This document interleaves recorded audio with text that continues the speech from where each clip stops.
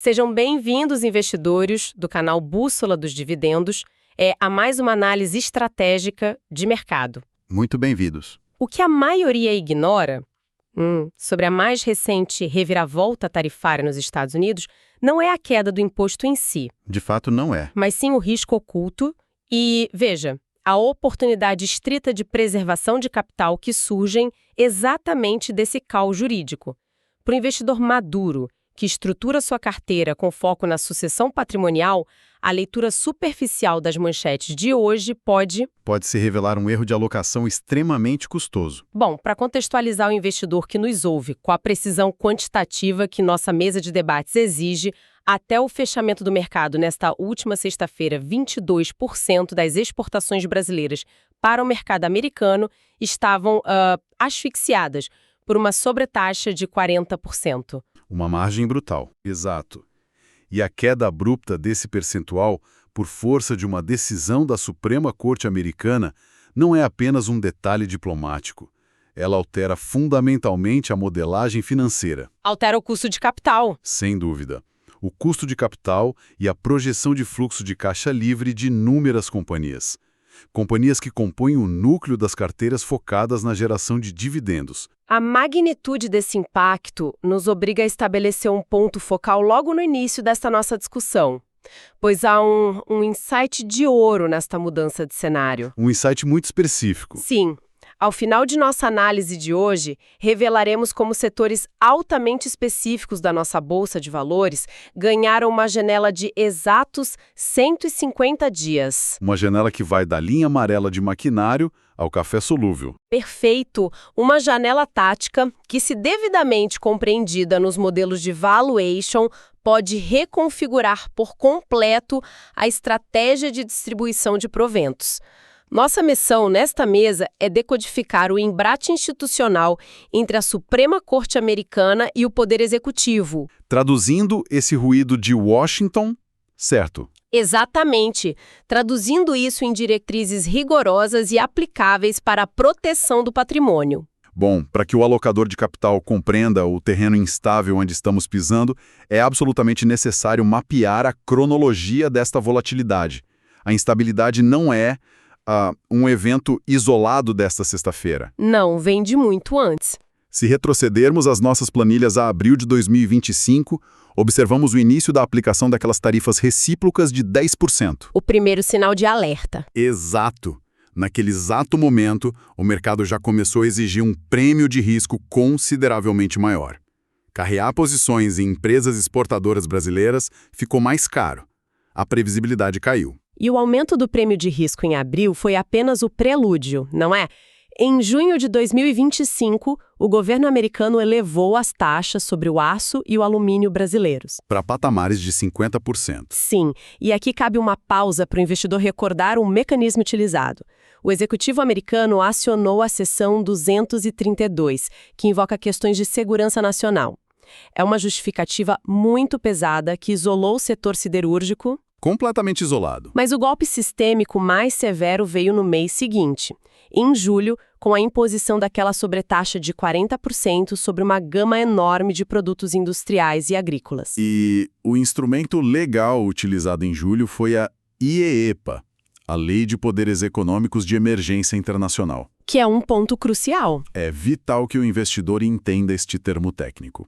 A IEEPA é, historicamente, um trunfo que o Poder Executivo utiliza para contornar a aprovação do Congresso, em momentos de guerra ou grave ameaça externa. Não para disputas comerciais ordinárias. Exatamente. A utilização desta lei sancionatória para aplicar tarifas contra o Brasil foi considerada uma manobra heterodoxa desde o princípio.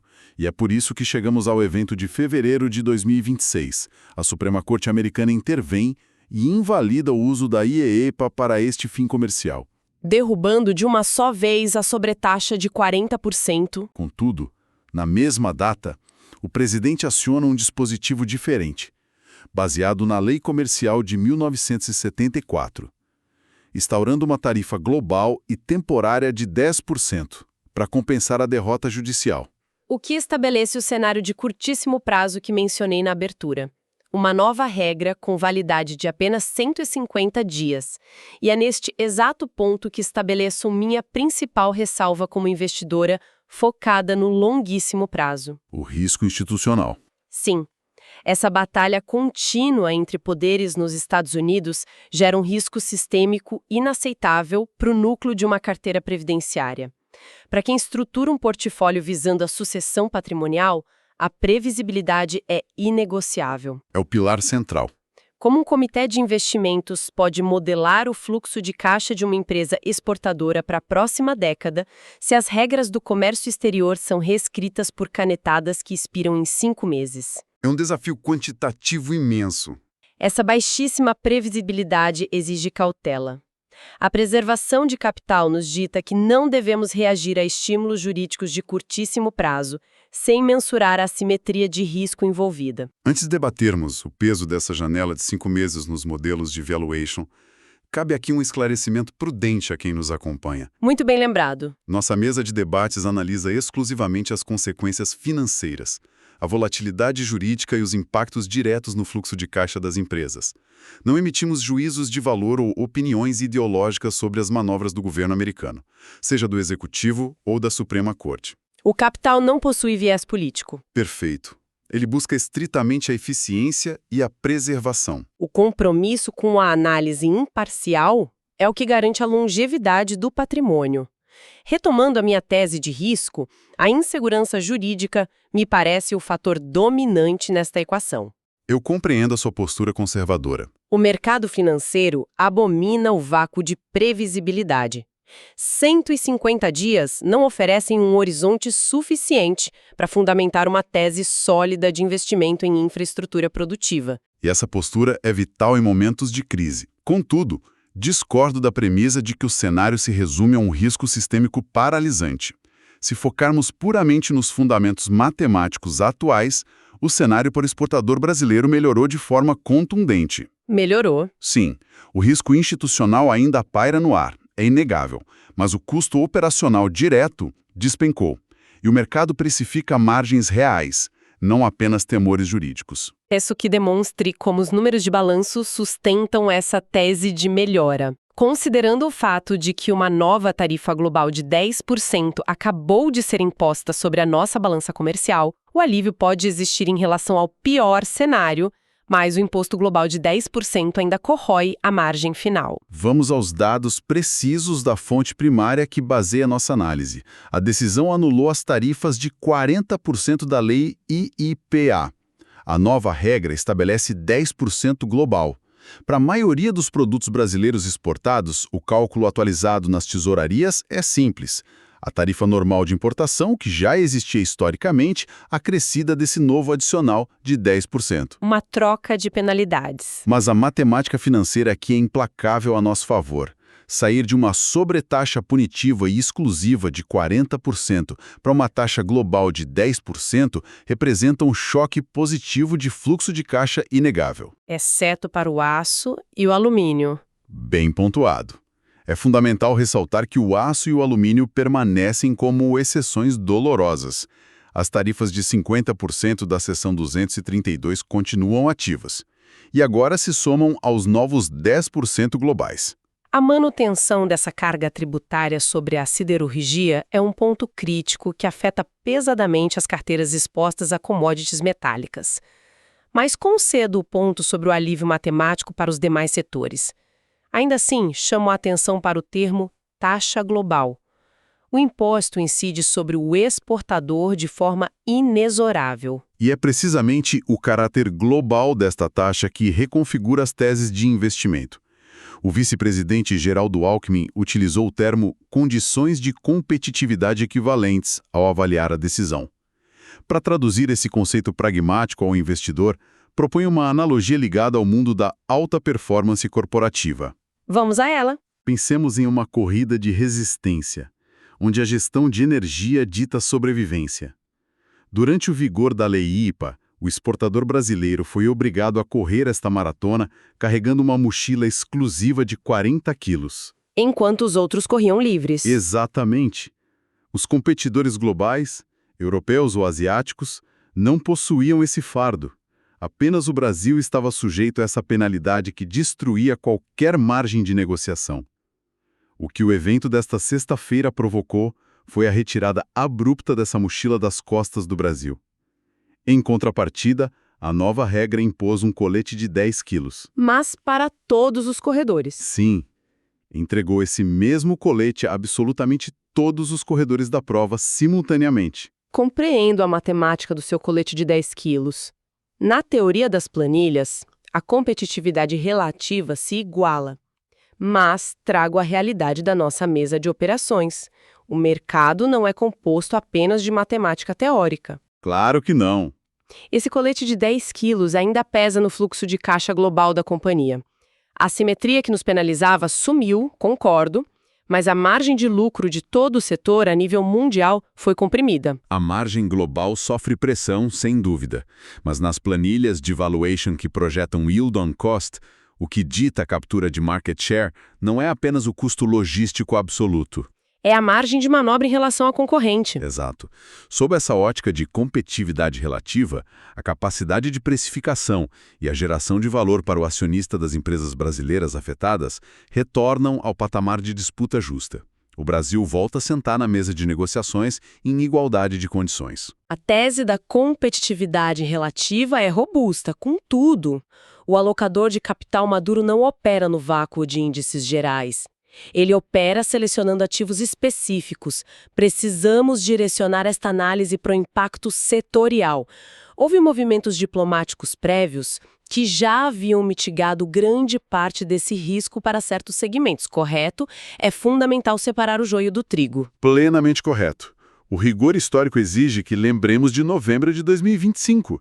Naquele momento, após negociações diretas, setores cruciais já haviam conseguido isenção total daquela sobretaxa de 40%. Como o agronegócio primário. Especificamente o café cru, o vasto setor de carnes e a exportação de frutas. Eles já estavam operando blindados contra aquela penalidade. O que nos conduz diretamente ao fechamento daquele questionamento essencial feito na abertura do nosso debate. O nosso insight de ouro.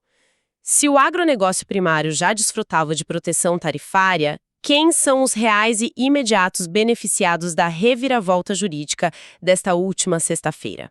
A derrubada da tarifa beneficia uma lista cirúrgica de produtos que ainda sangravam sob a pesada mochila de 40%. A fonte de dados lista expressamente os seguintes segmentos. Certo. A indústria de armamentos, as máquinas da linha amarela, Que são aqueles equipamentos pesados fundamentais para obras de infraestrutura e mineração. máquinas agrícolas complexas, a fabricação de motores, todo o complexo de madeira e celulose e, de forma pontual, o café solúvel. Que carrega alto valor agregado, diferente do grão cru. Precisamente. Sofria com a tarifação máxima e agora tem esse alívio. Estamos falando majoritariamente de setores de capital intensivo. Vamos aterrar esses conceitos na realidade do chão de fábrica. Pensemos na exportação de uma retroescavadeira da linha amarela, um equipamento na casa dos $300 mil. Uma sobretaxa de 40% representava um custo adicional de $120 mil, o que inviabilizava completamente qualquer contrato frente a um competidor europeu. Destruição total de margem. Ao derrubar essa exclusividade punitiva e aplicar 10% de forma linear a todos os players globais, essa companhia brasileira se depara com um alívio imediato. Uma companhia que possivelmente já havia espremido sua eficiência interna ao máximo para sobreviver. É a leitura perfeita do mecanismo de alavancagem operacional. E é exatamente nessa descompressão que identifico a janela de oportunidade tática. Com a restauração da competitividade, essas indústrias ganham uma janela confirmada em lei de 150 dias. Onde as margens podem expandir. De forma agressiva. As empresas listadas nestes setores possuem um potencial imediato de geração de fluxo de caixa livre. Para o investidor focado em compliance de dividendos, essa geração súbita de caixa tem o potencial de se transformar em distribuições de proventos extraordinários no fechamento do próximo semestre, Elevando o yield on cost da carteira. Mas, como mencionei, a teoria é elegante. A prática exige prudência. É meu dever tensionar esse argumento. 150 dias. Para a indústria de base, 5 meses não é um horizonte estratégico. É apenas o tempo de logística de trânsito de um navio do Porto de Santos até a entrega final somado à liquidação de câmbio. É um ciclo operacional curto. Como um diretor financeiro projeta a produção com esse prazo? Comprar ações de uma fabricante de maquinário agrícola hoje, apostando que em exatos 151 dias o governo americano não instaurará uma nova barreira, me soa como especulação de curto prazo, não como construção estrutural de yield on cost. A volatilidade de 5 meses raramente compensa a quebra das diretrizes de uma tese voltada à sucessão patrimonial. O seu ceticismo é a âncora necessária para a gestão de portfólios institucionais.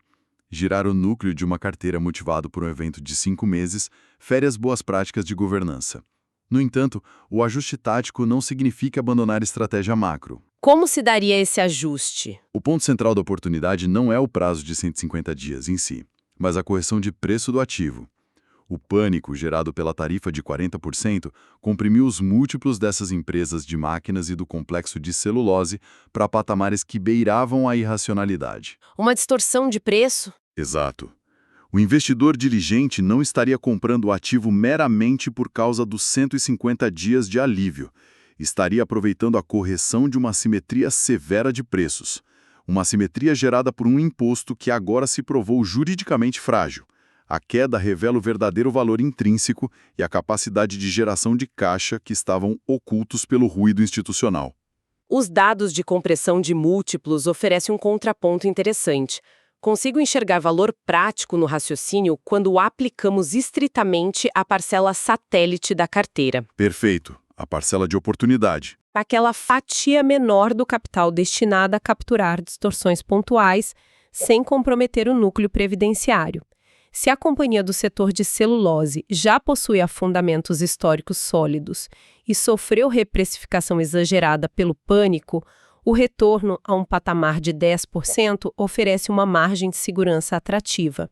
Sob essa ótica restrita, a tese fortalece a busca por um yield on cost superior. Trata-se da capacidade de ler os fundamentos por trás da turbulência das manchetes. Para sintetizar friamente os fatos técnicos que esmiuçamos até aqui, mantendo a clareza estratégica. Por favor, resuma os 4 pontos centrais. Primeiramente, a Suprema Corte Americana encerrou de forma categórica a aplicação da sobretaxa severa e exclusiva de 40% contra o Brasil. Segundo, esse vácuo fiscal foi imediatamente preenchido por uma tarifa global e temporária de 10%, válida por 150 dias. Terceiro, a questão da siderurgia. Sim, o aço e o alumínio não participam deste alívio, continuam sob forte taxação e pressão de margens. E quarto, para os demais setores, notadamente linha amarela, motores, implementos agrícolas e madeira, a competitividade relativa foi restaurada.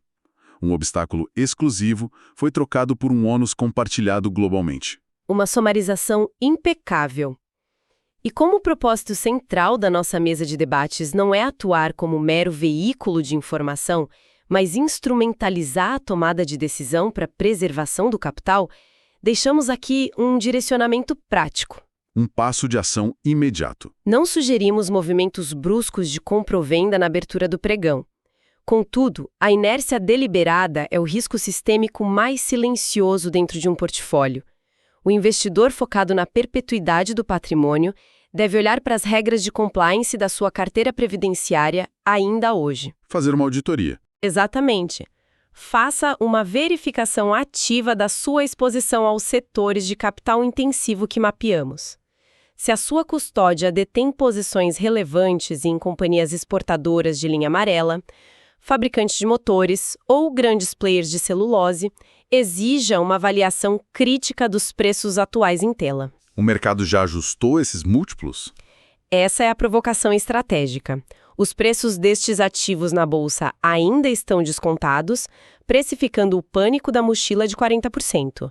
Ou o mercado já foi eficiente para precificar o alívio global da nova regra. O mercado pune quem não analisa os fundamentos. A informação de hoje exige uma auditoria minuciosa na sua carteira de dividendos amanhã de manhã. O mercado financeiro frequentemente pune a inércia confortável, mas recompensa de forma substancial a análise criteriosa. Agradecemos a atenção de quem busca proteger o patrimônio na discussão de hoje. Até a nossa próxima mesa de debates estratégicos.